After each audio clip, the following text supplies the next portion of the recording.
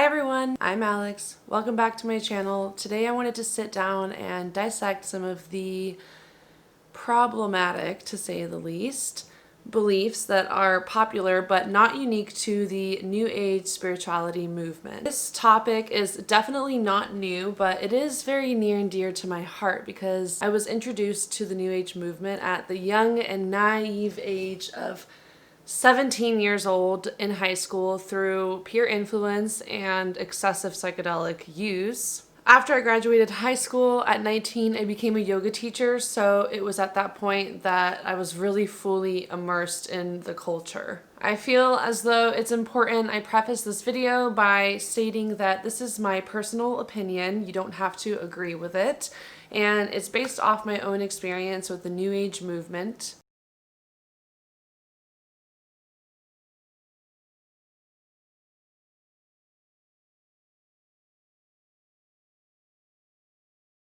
I also want to say that I am not Christian or Catholic, so this video won't be based off any belief that New Age is satanic or demonic or ungodly, so this won't be a New Age to Jesus perspective. Although I have benefited a lot from a lot of New Age practices like yoga, obviously, and meditation and such, I am definitely guilty of practicing these harmful things and believing in these harmful rhetorics. Before beginning, we should probably just quickly discuss what New Age spirituality even is. And I am aware that spirituality is a pretty ambiguous term. It has evolved and expanded over time, thus leaving room for personal interpretation. So if you have your own definition of spirituality, that's valid. Don't come for me. I will be referring to more of the social movement aspect that originated in the 60s and 70s. This movement focused primarily on looking forward to a new age of love and light. It focused a lot on things like self-transformation, enlightenment, and connection to something greater. Some practices and ideologies that are also popular in the New Age movement include things like manifestation, law of attraction, self-healing, reincarnation, astrology, tarot readings, psychics, mediums, positive and negative vibes. Let's start off with the more obvious one, in my opinion, and I say that because it's a topic or discussion that has been floating around the internet and making its way to the mainstream media. Toxic positivity is the assumption that despite deep emotional pain and unfortunate circumstances, a person should have a positive mindset or good vibes.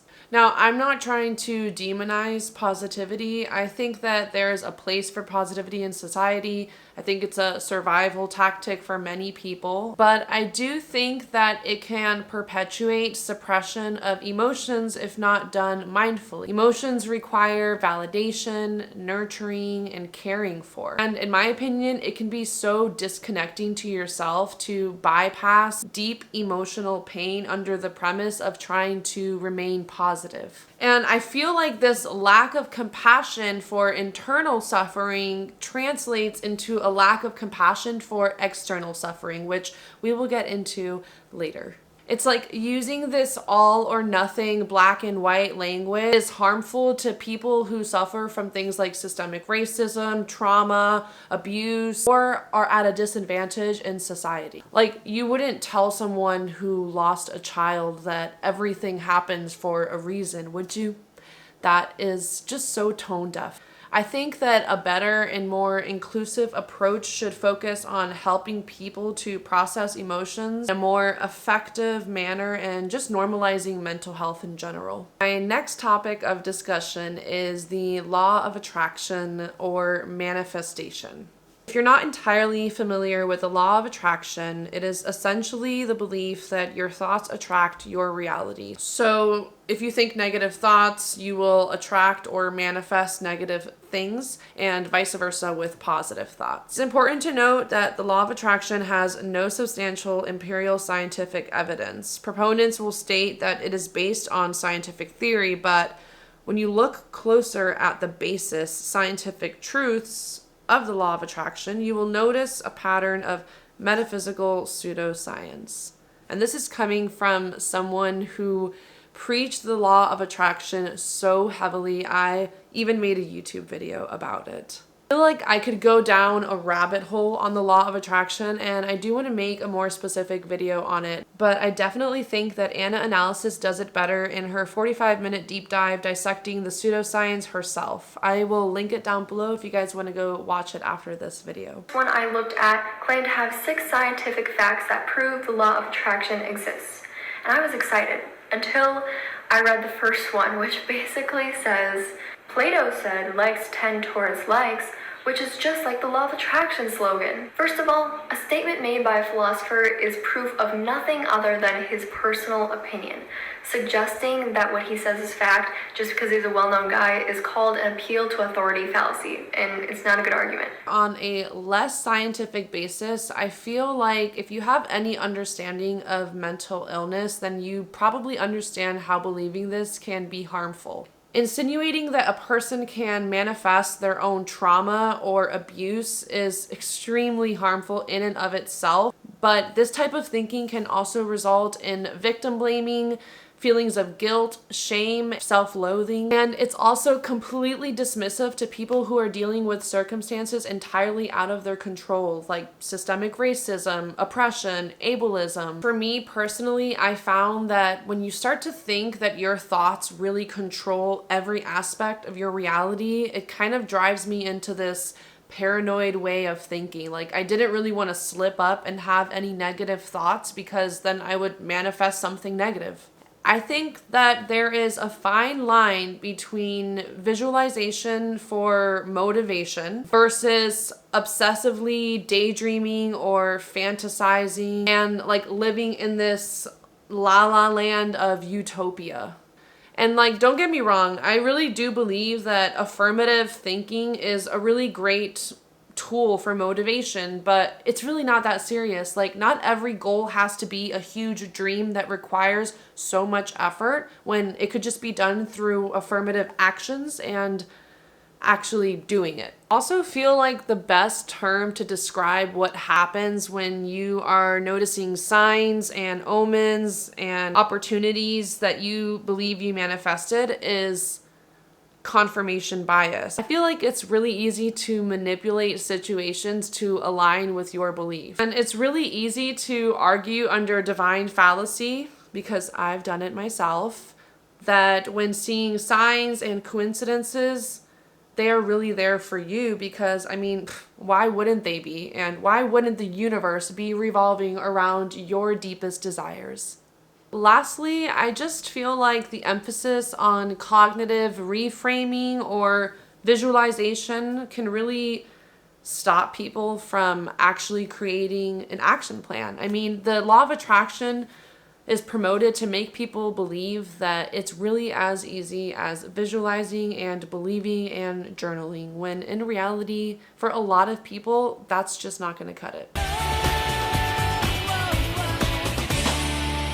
Okay, let's talk about escapism. Escapism does not equal enlightenment. Escapism is the tendency to seek distraction and relief from unpleasant realities, especially by seeking entertainment or engaging in fantasy. It is often used in reference to religion. I think just like religion, spirituality can also fall under the umbrella of escapism, just in a more liberal way, in a less organized way. But in my opinion, there's still that factor of fear in spirituality that there might not be something out there bigger than us and our existence has no purpose, because let's be real, that's a lot of our fears. This kind of reminds me a little bit of religion and the fear of hell and the fear of sinning. And I completely get it. People want something to hold on to. People want something to believe in and to help get them through this grim reality. I feel like ultimately the similarities between spirituality and religion come down to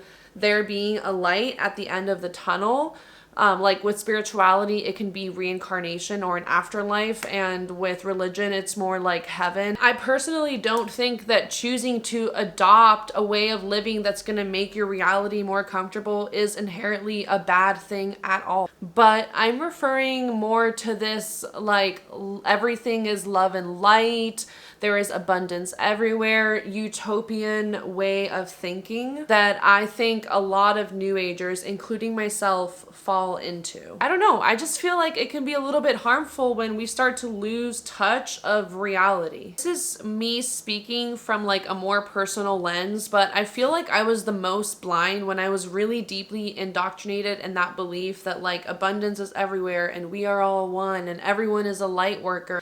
Because I was really focused on seeing the world only in the way that I wanted to view it versus how it actually was. And I feel like it's so much easier to have that way of thinking when you're in a place of privilege. But when I reflect on it in hindsight, that way of thinking was only perpetuating a harmful, individualistic, and narcissistic way of self-healing versus a more inclusive and collective way of healing. And when you declare to dismiss things like racism and oppression, you are failing to use your privilege as a voice, and you are invalidating the pain of others to better fit your narrative of the world versus what reality actually is.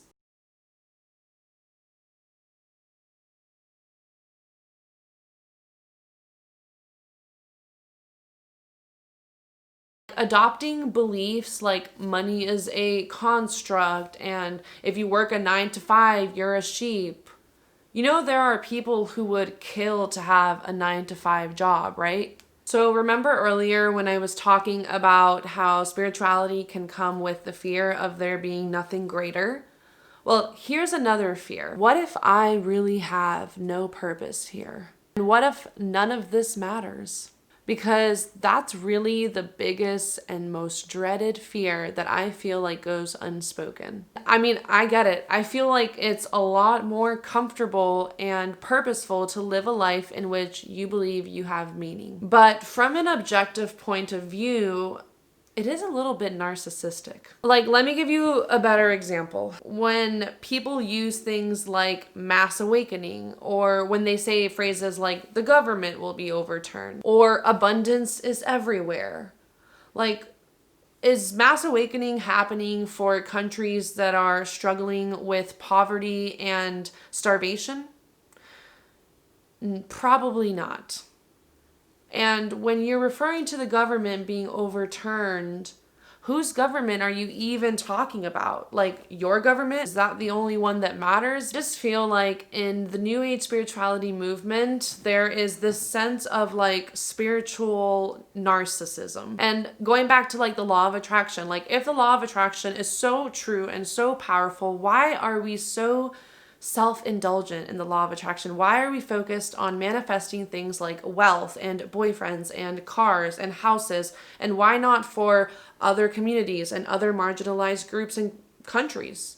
This type of escapism that I was talking about earlier, like this utopian ideology of the world, you know, being in this mass awakening, I feel like it's just a lazy way to prevent people from actually doing something in their generation right here and right now on this earth that will actually work towards social causes and activism. And like I was saying earlier, if you don't have to worry about things like food security, housing, education, healthcare, that is a privilege. To declare that none of that exists because you don't experience it, just tone deaf. Like, this world is so much bigger than just your way of viewing it. It's like kind of strange to me because in the New Age spirituality world, there's so much preaching about oneness and collective consciousness, but it's very rare that we see an approach that benefits the collective in terms of healing, because in excluding so many marginalized voices and Black and Indigenous voices,